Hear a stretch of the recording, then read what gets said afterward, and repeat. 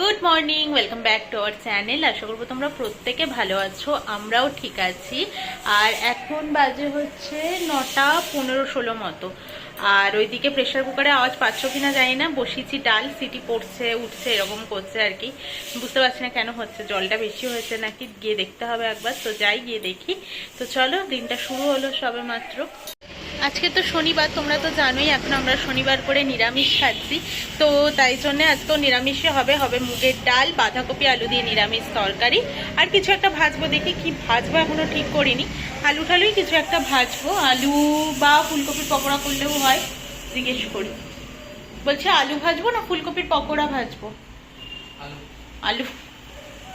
তো ঠিক আছে।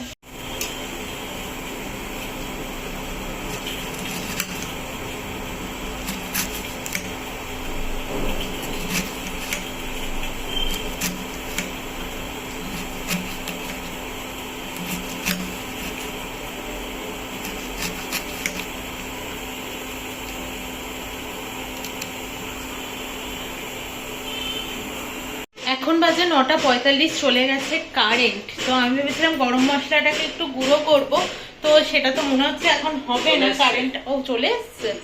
তো শুকনো গোলায় তেলে আমার না ওই এলাচ দারচিনি ওগুলো শুকনো গোলায় তেলে নিয়ে, তোমরা তো জানো আমি ঘরেই করে নিই গুঁড়োটা সবসময়।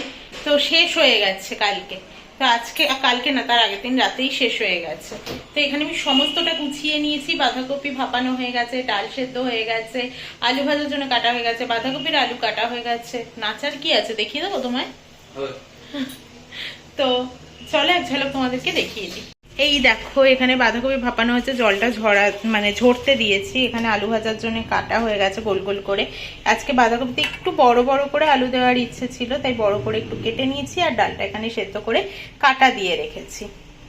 এখানে ডালটা ফুটছে, ফুটুক। আর মুগের ডাল করেছি আদা বাটা এসব দিয়ে। আর হচ্ছে ভাতের চালটা ধুয়ে রেখে দিয়েছি। আর এখানে তো সমস্তটা গুছিয়ে রেখেছি, কালকের একটু ভাত ছিল, ওই ভাতটাকেও ফ্রিজ থেকে বার করলাম। তো এই ডালটা যতক্ষণে ফুটছে ততক্ষণে আমি ঘরটা ঝাঁট দিয়ে নিই। আমার এখানে আলু ভাজাগুলো ভাজা হয়ে গেছে। আর এখানে বাঁধাকপিটাকে তো জল ঝরিয়ে রেখে দিয়েছি। আর ততক্ষণে বাঁধাকপির আলু, টমেটো, লঙ্কা সব দিয়ে, মানে আমি আদা বাটা সব দিয়ে কষিয়ে নিয়েছি মশলাটাকে। এবার বাঁধাকপিটাকে দেবো।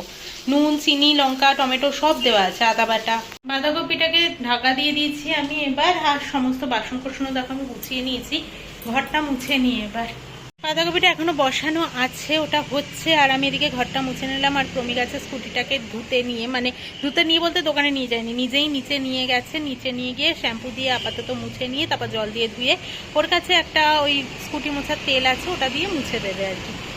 মানে কিনেছিল, বিক্রি হয় ওগুলো। তো গ্যারেজ ফ্যারেজে বিক্রি হয়, তবে ও কিনেছিল অনলাইনে। পেট্রোল পাম্পেও বিক্রি হতে দেখেছিলাম আমি। তো সেটাই মুছতে গেছে, আমি দেখতেও পাচ্ছি। আর ওদিকে আজকে কম্বলটাকে না তুলে দিলাম। হ্যাঁ, কাচিয়ে নিয়ে তুললে ভালো হতো, তবে ঠিক আছে, যখন আবার ঠান্ডা ঠান্ডা পড়বে গায়ে দেবো তার আগে কাচিয়ে এনে আবার ইউজ করবো। এবার না আমি নিজে কাচলাম না, প্রমিও না করলো। কারণ ব্যাপারটা হচ্ছে কি বলতো, নিজে কাচলে মানে পরিষ্কার হয় ঠিক আছে, কিন্তু প্রচণ্ড কষ্ট। মানে একটা কম্বল ভিজে গেলে যে কতটা ভারী হতে পারে তোমরা জানোই। তো প্রচণ্ড কষ্ট হয় ওটা মেলতে। তাই প্রমি বলেছে তো কোনো দরকার নেই, ও যখন আবার ঠান্ডা পড়বে তখন কাচিয়ে নেওয়া যাবে। চলো এক ঝলক প্রমিকে দেখিয়ে দিই তোমাদেরকে। ওই দেখো, ছেলে ভালোই স্কুটি ফুটি মুছছে। এইভাবেই শ্যাম্পু দিয়ে আগে করে নেবে, তারপরে স্কুটিটাকে জল ঢেলে ঢেলে ধুয়ে নেবে।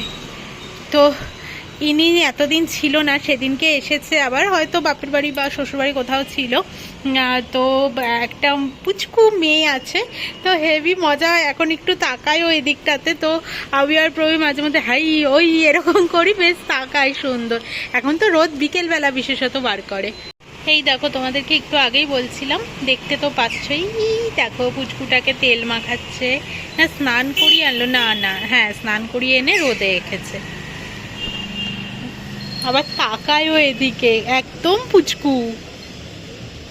এখন বাজে 11:33, আমার সব রান্না হয়ে গেছে। এই যে বাঁধাকপিটাকে এরকম দেখতে হচ্ছে, আরো সুন্দর করে কাটতে পারলে আরো সুন্দর হতো দেখতে আর কি।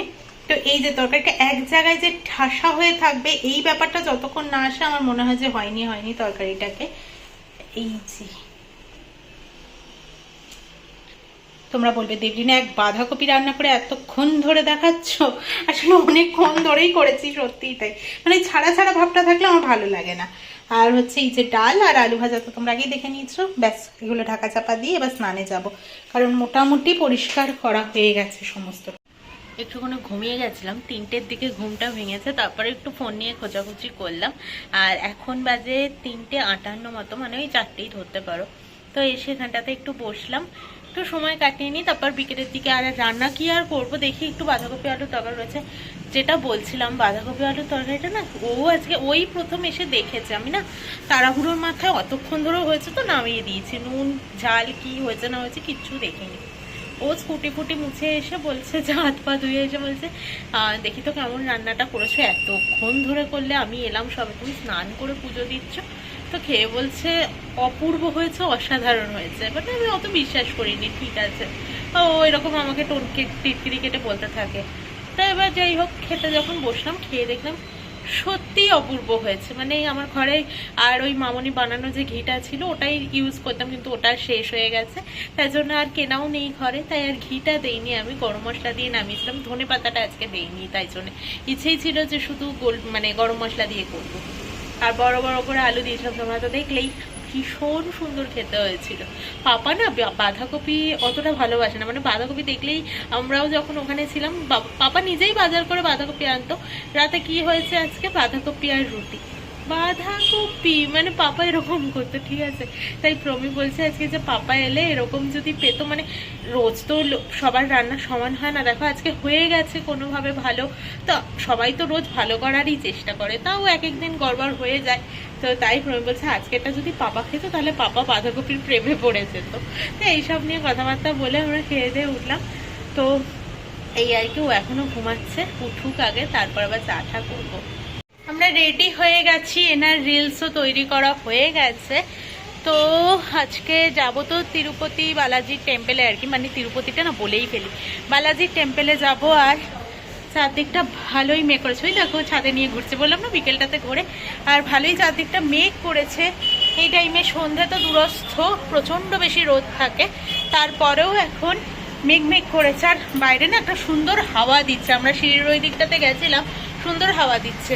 আর আমার এই বেলি ফুলের গাছটাকে তোমাদেরকে পরে দেখাবো, প্রত্যেকটা ডালে ডালে 3-4টে করে কুড়ি আছে, ভীষণ ভালো লাগছে। মানে পুরো গাছটা পুরো কুড়িতে ভর্তি রয়েছে এখন, যে কটা ডাল রয়েছে আমার আর কি।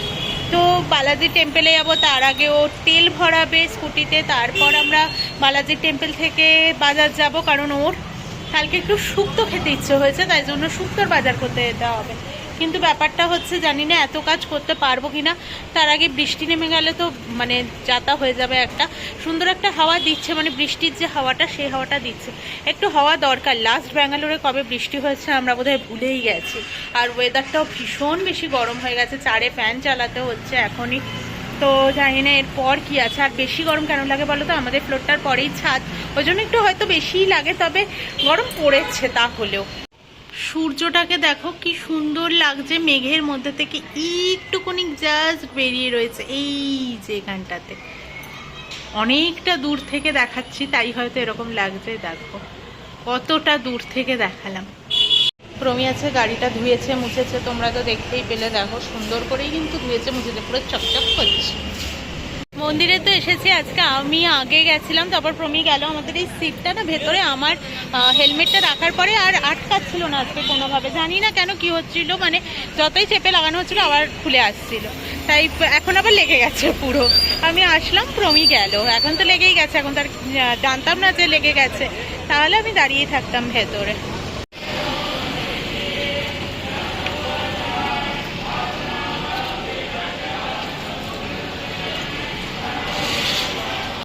পুজো টুজো দেওয়া হয়ে গেছে, এবার যাব আমরা বাজারের দিকে।